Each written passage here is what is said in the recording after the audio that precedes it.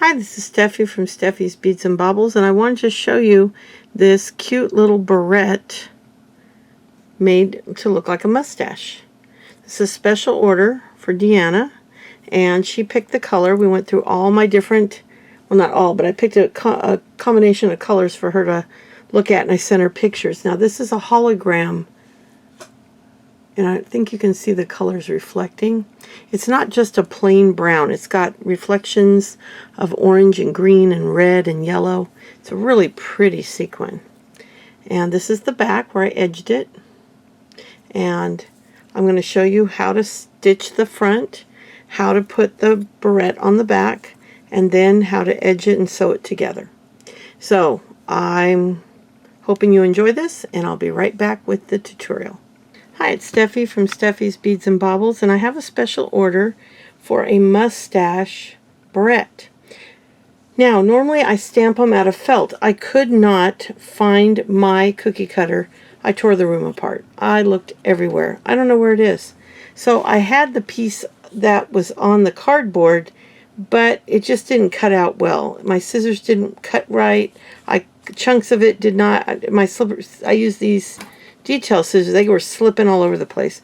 So basically I just had to do my best, and I managed to get a pretty good mustache. And what I did is I drew one side, and then I folded the card in half and cut out two. So that's how I got it. So it's pretty well matched. Both sides are the same. And anyway, so there's my mustache.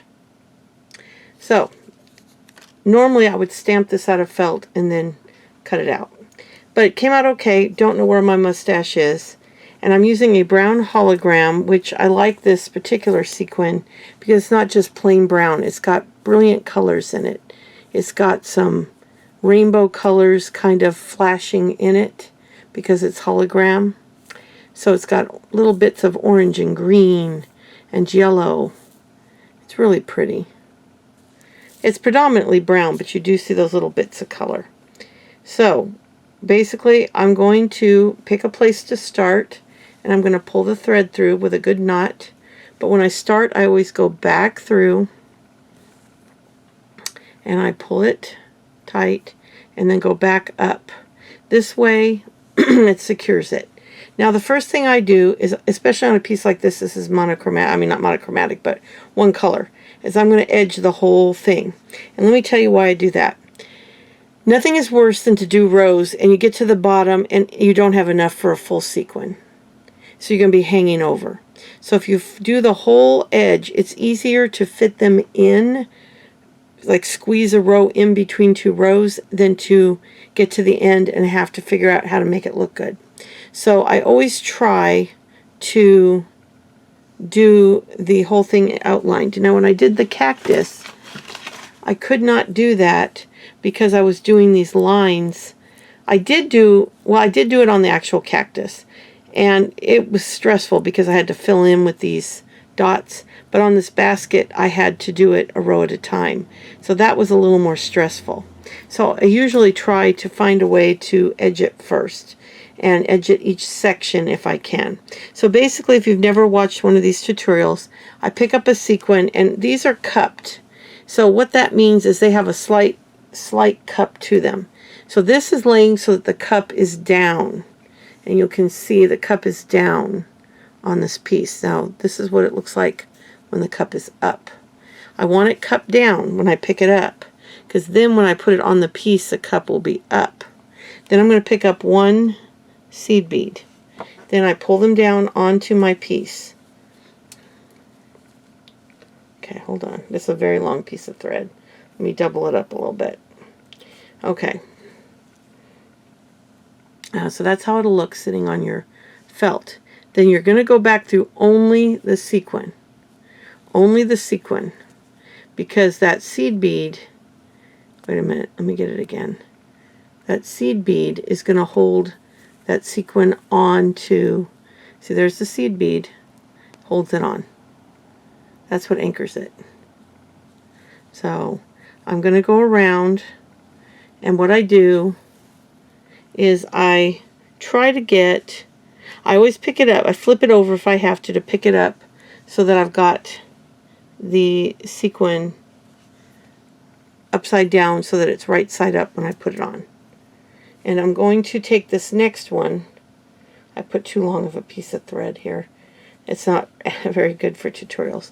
Okay, so then what I do is each of the next seed beads, I try to push it really close up. Basically, I have this sequin touch the thread for the next sequin. So that when I put that, did I get a seed bead? I thought I did. Yeah, it's on there. Okay. When I get that seed bead on there, then I'm going to go past the seed bead, making sure not to catch the seed bead. Go back through and pull it tight. And then I'm going to do that all the way around the entire piece, just going up close. And it doesn't matter, you know, if I come up next to it and I don't like, let me get it to come up. And if I don't like exactly where my needle is, it's okay, because when I add the sequin, which I push over and pick up, okay, so when I put these two on here, it's where I move it to go back through that counts. So like I maybe don't like where I put it, but then I just take and I push it up with my finger, hold it there, and go back through, making sure that the seed bead is not there, that I don't go back through the seed bead. And I'm gonna come back after I get the whole edge done and show you how that looks. Okay, so I've got the whole edge done. Let me get my lamp out of the way here. I had it down so I could see better. This is how I do every piece, is I do the edge, and if there's like several parts, I'll do each section in its color. Now there's different ways you can fill it in. You can just go back and forth this way. You can go around. I kind of do a little of both. I'll like just kind of fill in sideways like this, and that makes it easier, because then you end up only with like one or two spots that you might have to cram a sequin in, maybe down here. But I'll probably, my thread's right here, so I'll come in through the tip right here, and I will just simply, and you do the same thing when you add on a sequin. You just got two directions you got to kind of push it. You're not only going to push it over to the side, but you're going to push it up through to the ones above it. So you're going to cram it up, and then I take the needle, pull it up, and then, see, and then I'll fill in there, and then I may come over here, go back and forth like that until it's full. Now when I get the whole front done, I'll come back, show you how it looks. Then we'll sew on the barrette, and then I'll stitch it together. So I'll be back for you in a minute, but for me it'll be at least an hour, maybe 2. It just depends. My hands are kind of bothering me today, but that's because my granddaughter was over all weekend and we weren't eating our best and having a lot of fun. So that is my fault, but it's okay. I'll be right back. Okay, so I've got the whole front of the piece beaded and sequined, and it really came out cute. And I don't know if you can see the flashes of color, but it's really pretty. Gives it a bit of an orangey look, sometimes a green, but you can see all the colors. Now what I did is I lined up the two to make sure which way I wanted it, but it really doesn't matter on this piece too much. One thing you've got to realize when you're doing this, that there will be a little bit of trimming needed whenever you do one, because once you've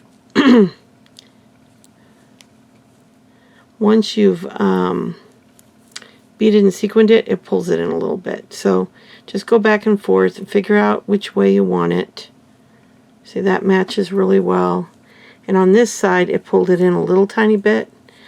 So I will wait till I get to that side, and then I'll trim just a tiny bit. But before I do that, I've got to do the barrette. And you've got to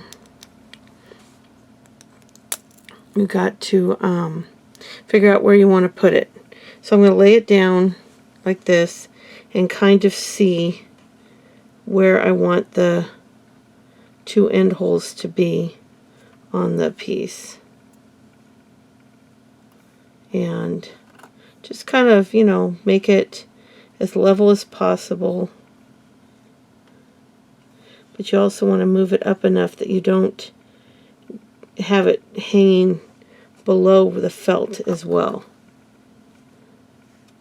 You're not going to get it absolutely perfect. And then once you do that, you can take a little marker and you can mark it if you need to. So I'm going to take it off the back. Just kind of hold it. You want about the same on each side. It's not going to be perfect, but you can go in the hole like that and kind of mark. Remember, no one will see that, because anything that goes through the felt will be on the back and it'll be sewn inside. So then what I do is I'm going to take my needle and thread, and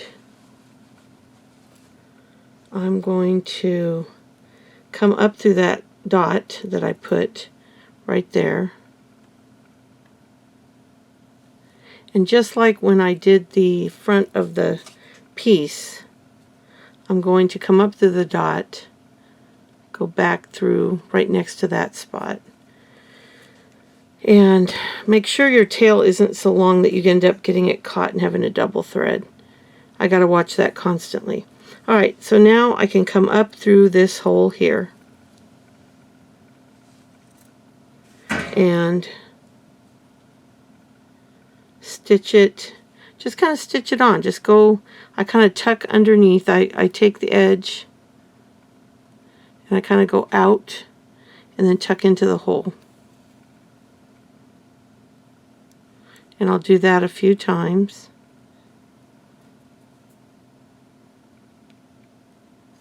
Like that. However many times you feel you need to. It's going to get caught. You just got to undo it. Just go in and out through there a few times to secure it. And then what I'm going to do is hold it over the other hole as best I can. And then I'm just going to kind of go, I'm going to go underneath. Oh, we got to catch it.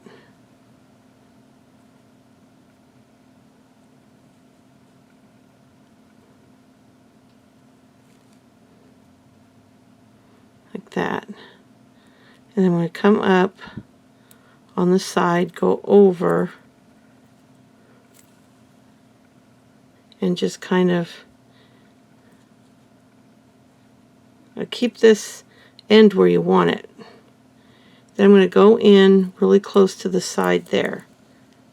Okay? And I'm just going to go back and forth like this around.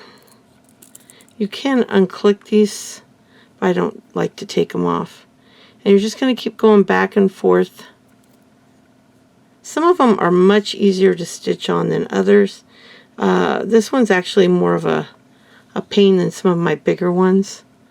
I'm just going to go back and forth and stitch it. I'm going to try to keep this close to that hole. And don't worry about the stitching. No one's going to see the back of the barrette, because when you sew the two pieces together, they'll be hidden.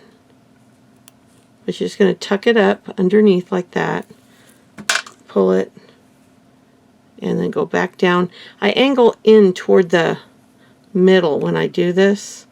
So like I come up from behind, kind of like up from behind like this. And don't worry about your stitches being absolutely perfect. And then if you want to, you can come across like this if you want to really get in there. And I'm going to do that right here because I'm very close to this most narrow point on the piece. So I want to make sure I keep that section tucked under the barrette somewhat. So I'm going to kind of aim underneath the barrette as I'm stitching. You can see it's not perfectly even. I'm not really worrying about that. This is a handmade piece. If you want your stitches perfectly spaced, you can do that. I'm never going to be somebody that tries to be perfect. That's too much stress for me. I just try to make it look nice, and it looks fine. It's a handmade piece.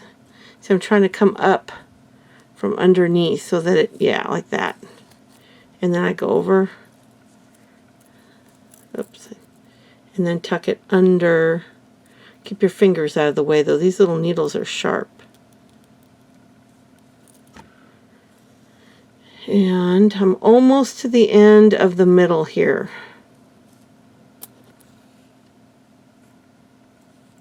And if you want to take this flap off it, you can. The other ones I do are a little easier to remove.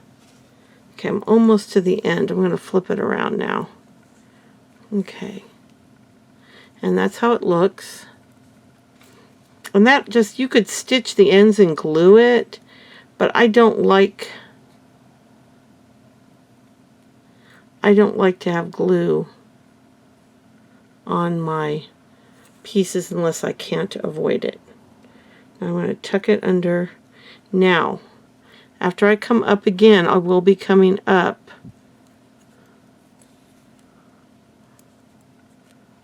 through here, which I probably should have done it that way on the other side too. I have not made a barrette in an extremely long time. I used to do all kinds of felt and leather barrettes, but it's just been a long time.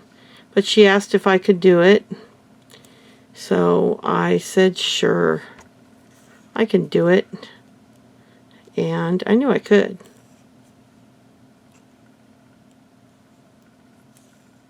Alright, and see, by doing it that way, it not only secures each end, but it holds this whole center. And you can see the stitches on the back, but no one will ever see that. That's going to be stitched inside.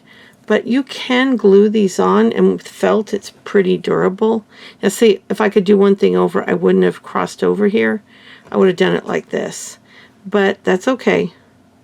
It's the other barrettes I use, that stitch works best. And I guess I've not used one of this type before, or not for a long time. So I kind of lost my way on that. But the fact is, I use brown thread on a brown felt, and it's really not that noticeable. And it's just as secure. So, and then I just take, to finish it off, I just loop. I go in the back, and I loop around. Ouch! See, I just got myself right in front of you. These needles hurt. They are extremely sharp. And I can't tell you how many times, at least once a project. I just usually manage not to do it on camera. Like I told you, my hands are kind of numb right now from eating too much sodium and being stupid. But we're officially back on our plan next tomorrow. We have to. We don't have a choice. We have not done well the last 3 months, and we have a month till surgery, and we've got to do it. So we gave away the rest of the goodies when our daughter picked up our granddaughter. The goodies went home with them. Not that there was a lot. Finishing up a little bit of leftovers tonight, and starting tomorrow, we're going to be good boys and girls over here. Okay, now that's it. That's how you sew it on. Now the next step after doing that is to stitch this to this. Now, because it is a barrette, and because of the barrette it's going to curve, I will not be stuffing this one. It's got the barrette to hold it stable, so there's no point in doing that. Now I've got to get this level and evened out, and then once I do, I'll start stitching it together, and I'll come back and show you how I start stitching it together. So I'll be right back. So I'm back, and what I'm going to do is I'm going to go under the tip of, you can start anywhere. I'm starting on this one end. And you're just going to go in between the sequins.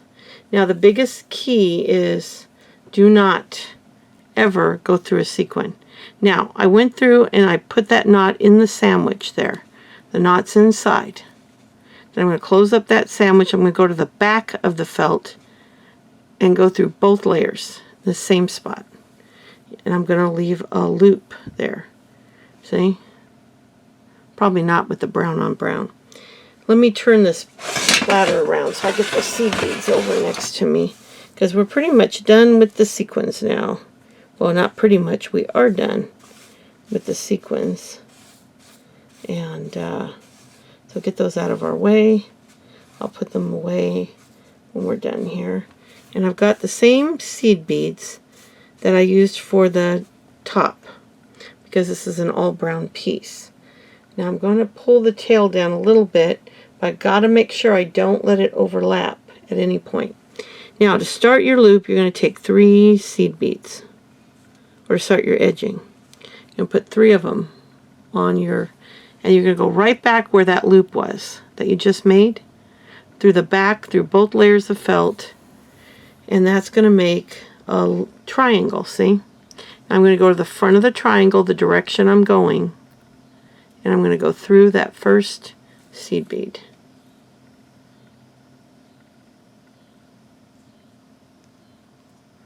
Okay, and there's my first stitch. Now, after you've done the first stitch, after that, you only need 2 beads per stitch to keep your triangle going. And same thing, you're going to come through the back. Make sure you have enough thread, enough felt there. You don't want to go too close to the edge. This is one thing, you're going to start kind of backwards a little bit. You want to give yourself plenty of thread, or I mean plenty of felt, so it doesn't tear through. Okay, and you're just going to keep adding 2 seed beads. Go through the back, pretty close to the last stitch, come through, and you'll make another triangle by going through the last bead, which will put it down on the felt, leaving the first bead you added as the triangle. And I'm going to just do this whole thing, and I'll be back to show you the finished piece. And this is a real easy piece to stitch. There's no tight corners, so I don't have to worry about changing colors or only putting 1 bead. Maybe right here I'll only put 1 bead instead of 2, and then start my triangle here. I'll have to see when I get there, but that would be the only spot that's sharp enough I would have to do that. So I'll be back when it's done and show you the finished piece. I forgot to explain what I meant when I said do not go through a sequin. When I come through the felt, if I were to accidentally go, let's say, let me try to do it for you and show you. Let's say I went through, it's not cooperating. Let's say I go through this sequin and then I pull out through the sequin. I will leave a thread across the top of the sequin. So if you see your needle go up through a sequin, just pull back and go in next to it. You can go in as far as you want, even on the back, even if your thread is not matching. It's a hand-stitched piece, don't worry about it. But that's what I meant by don't go through a sequin, because then you'll have sloppy stitches over the top of your sequin, and it'll affect how the piece looked. It can even pull a sequin slightly away from the inside, so you have a gap that you have to fix. And I'm not speaking from experience at all when I tell you this. Actually, I've only done it like once or twice, because after that I paid really strict attention. So I can't say I never do it, but I really try hard not to. But anyway, so I will be back to show you the finished piece. Here is the finished piece. I got it all edged and the barrette on there, and it's all good to go. I started on this around 5:15 and it's 8:41, so not too bad. So maybe 3 hours for this one. It's a pretty small one, and stitching the barrette on was pretty easy. Probably took about the same amount of time if I'd made a loop. So this is one of the smaller, easier ornaments to do. You can make this an ornament. You can make it any color you want. You just put the loop on it. But this is the finished mustache, and I'll be shipping it out tomorrow. I've got a whole bucket of cookie cutters for future projects, and I'm going to do that. And I want to work on making some jewelry, especially some steampunk jewelry. So I've got a lot on my list that I want to do for you guys. So anyway, I thank you so much for watching. I hope you liked the video. If you did, I'd appreciate it if you give it a like. And if you're not a subscriber, I'd really love it if you'd subscribe. And I will be back really soon with another project for you. But this is a close-up of the inside.